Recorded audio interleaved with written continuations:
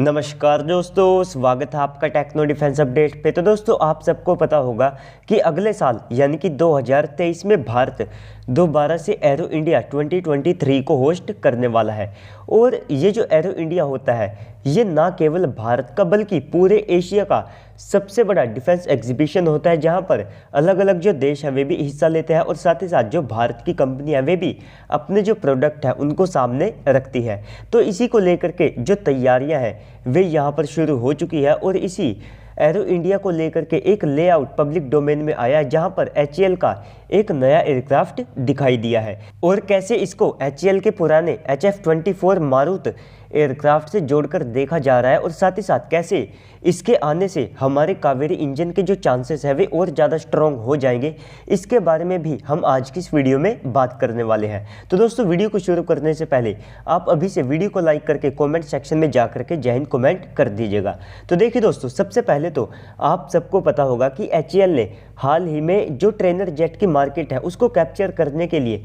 कई जो trainer jet है उनको बनाया है और अब उन्होंने एक और नए ट्रेनर जेट के ऊपर काम करना शुरू किया, जिसे हम सब HLFT-42 एयरक्राफ्ट के नाम से जानते हैं। तो शुरुआत में यहाँ पर उम्मीदें ये थी कि सबसे पहले तो ये जो एयरक्राफ्ट है ये हमारे तेजस का ही एक नया वेरिएंट होगा, जहाँ पर HAL के द्वारा इसमें थोड़े बहुत बदलाव कर दिए जाएंगे और एक जो नया ट्रेनर जेट है वो यहाँ पर बना दिया जाएगा। क्योंकि हम पहले भी कई ऐसे टेंडर में पार्टिसिपेट कर चुके हैं जहाँ पर हमने अपने तेजस फाइटर जेट को एक ट्रेनर जेट के तौर पर आप सब कह सकते हैं कि बाकी कंट्रीज़ को ऑफर किया है। लेकिन यहाँ पर अगर आप इस डिज़ाइन को देखते हैं तो ये आप सबको तेजस के डिज़ाइन से बिल्कुल अलग दिखाई देगा। सबसे पहले तो अगर आप इसे किसी एयरक्राफ्ट से जोड़ना चाहते हैं या फिर रिलेट करना चाहते हैं तो आप इसे HAL के पुराने HF-24 मारुत एयरक्राफ्ट से यहाँ पर रिलेट कर सकते हैं, क्योंकि इसका जो डिज़ाइन है वो उसी के समान दिखाई देता है। लेकिन यहाँ पर आप सबको उसके मुकाबले में भी कई जो चेंजेस है वे दिखाई देंगे, जिसमें सबसे बड़ा जो बदलाव है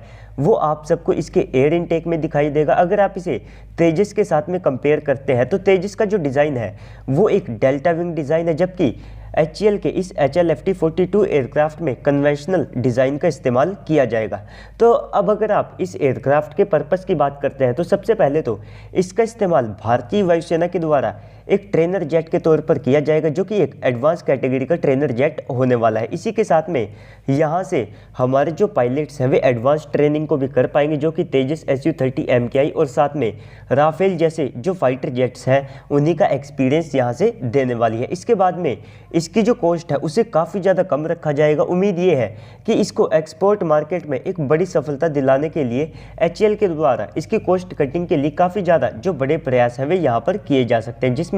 सबसे पहले मैंने आप सबको बताया कि ये एक सिंगल इंजन एयरक्राफ्ट होगा, जिससे कि इसकी जो कॉस्ट है वो काफ़ी ज़्यादा कम होगी। और इसके बाद आप सबको इसमें आईलेट डिज़ाइन वेरिएबल जो एग्जॉस्ट है वे भी देखने को मिलेंगे और साथ ही साथ इसका जो फ्रंट सेक्शन है यानी कि इसकी जो नोज़ है वो आप सबको काफ़ी ज़्यादा छोटी दिखाई देगी। तो यहाँ पर उम्मीद ये है कि इसमें एक छोटे फायर कंट्रोल रडार का इस्तेमाल किया जाएगा। अब ये रडार कैसा होगा तो ये तो या तो एरो इंडिया में पता चलेगा या फिर उसके बाद में इसको लेकर के जो जानकारी है वो पब्लिक डोमेन में आ सकती है। इसके बाद में इसका इस्तेमाल जो चाइनीज़ ट्रेनर जेट है उनको एक्सपोर्ट मार्केट में टक्कर देने के लिए किया जा सकता होगा और साथ में साउथ कोरिया का जो T-50 गोल्डन ईगल है तो उसको भी टक्कर देने के लिए इस एयरक्राफ्ट का इस्तेमाल किया जाएगा। तो अगर आप हमारे बाकी फाइटर जेट के एक्सपोर्ट के हिसाब से भी इसको देखते हैं तो उनको भी इसके द्वारा एक बड़ा एडवांटेज यहाँ पर मिल सकता है, क्योंकि साउथ कोरिया की जो स्ट्रेटेजी है उसमें आप सबको देखने को मिलेगा कि उन्होंने पहले से ही अपने कई जो ट्रेनर जेट हैं वे बाकी देशों को बेच दिए हैं, जिससे कि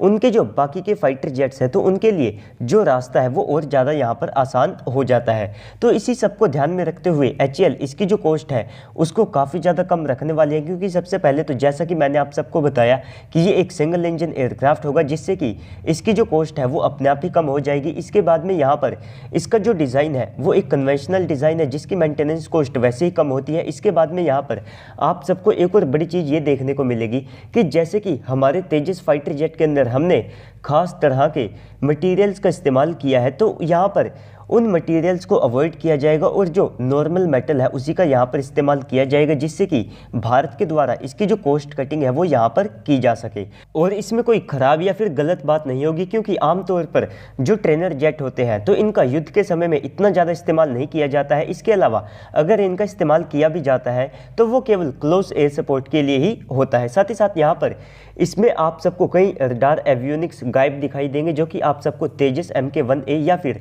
हमारे तेजस फाइटर जेट के अंदर दिखाई देते हैं। तो यहाँ पर यह भी उम्मीद है कि इसका जो digital fly by wire system है उसको भी रिमूव कर दिया जाएगा, जिससे कि ओवरऑल इसकी जो कॉस्ट है उसको काफ़ी ज़्यादा कम रखा जा सके। तो इसी के साथ में यहाँ पर अगर आप इसके इंजन की बात करते हैं तो जैसा कि मैंने आप सबको बताया कि ये एक सिंगल इंजन एयरक्राफ्ट होगा, जहाँ पर काफ़ी ज़्यादा हाई चांसेस है कि जब तक ये फाइटर जेट बन करके तैयार हो तो उस समय तक भारत अपना जो कावेरी इंजन है वो भी यहाँ पर तैयार कर ले। क्योंकि जैसा कि मैंने आप सबको बताया कि सरकार पहले ही संसद में ये बात बोल चुकी है कि हमारे पास एक 73 किलो न्यूटन के एक जेट इंजन को तैयार करने के लिए जो कैपेबिलिटीज़ है वे यहाँ पर आ चुकी है। और इसमें यहाँ पर GE के जो F404 इंजन्स है उनका भी इस्तेमाल किया जा सकता है, जिसके कारण आप सब कह सकते हैं कि उस कैटेगरी का जो इंजन है वो ऑलमोस्ट भारत के पास बन करके तैयार है। तो इसी सब के चलते इसमें हमारा जो खुद का कावेरी इंजन है वो भी लगाया जा सकता होगा। इसके बाद में जैसा कि मैंने आप सबको ये भी बताया कि ये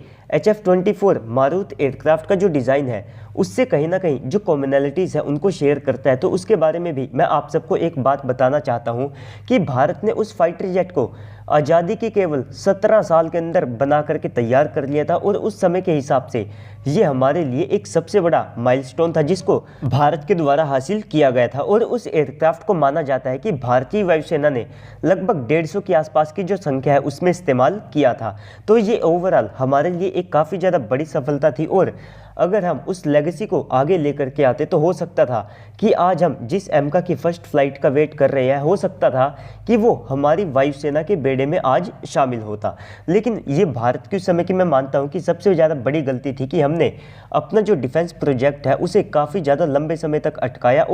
और उसके माध्यम से हमको जो कुछ टेक्नोलॉजीज और साथ में एक्सपीरियंस मिला था तो अगर हम उसको आगे लेकर के आते तो डेफिनेटली आज की तारीख में भारतीय वायुसेना को काफ़ी ज़्यादा बड़ा फ़ायदा मिल सकता था। लेकिन दोस्तों खैर इसको छोड़िए, ये जो गलती है ये भारत अब कर चुका है, इसके ऊपर ज़्यादा कुछ बात करने से फ़ायदा नहीं होगा। लेकिन इस सब के बाद अब आप सबको क्या लगता है कमेंट सेक्शन में बताइएगा, और साथ ही साथ HAL के इस नए प्रोजेक्ट के लिए आपकी क्या राय है वो भी आप कमेंट सेक्शन में ही मेंशन कर दीजिएगा। तो बाकी तो अगर आपको वीडियो अच्छी लगी है तो वीडियो को लाइक कर दीजिएगा। साथ ही साथ अगर आप चैनल के ऊपर पहली बार आए हैं तो प्लीज़ इस चैनल को भी सब्सक्राइब कर दीजिएगा। तो चलिए दोस्तों आज की इस वीडियो में इतना ही, मिलते हैं अगली वीडियो में, तब तक के लिए गुड बाय, जय हिंद।